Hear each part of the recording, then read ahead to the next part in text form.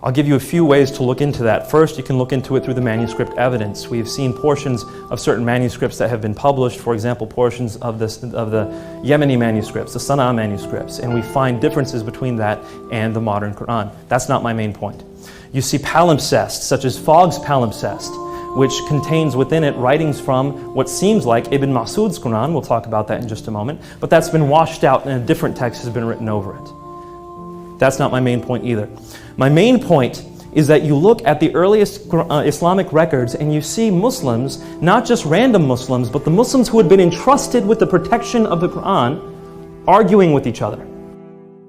So the Caliph Uthman standardized the copies of the Quran, and therefore from his time up until our time there has never been two copies of the Quran that are different even in one letter or one word, and this is because of the farsightedness of the Caliph Uthman. The Quran is the most protected of all scriptures, and in fact we as Muslims believe that God in His divine wisdom and plan has protected the Quran from any type of alteration, from any type of deviation, from any type of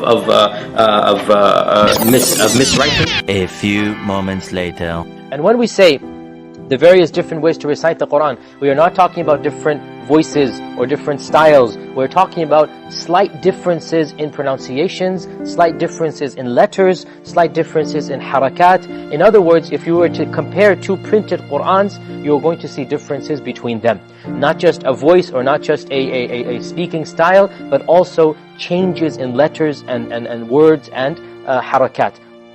Most Muslims know what you just said. Some do. And some will say that Uthman accurately gathered that which Allah wanted him to gather. Everything that was burned was variant. But that requires faith. That's not an evidence-based position. And there were all kinds of contradictions between those different There were, and this was the stuff that really began to get me, because as a Muslim I did not know what I'm about to tell you, which is crazy. Muhammad handpicked 4 teachers of the Quran, again according to Sahih Bukhari. Read book 61 of Sahih Bukhari if you want to know how the Quran was compiled.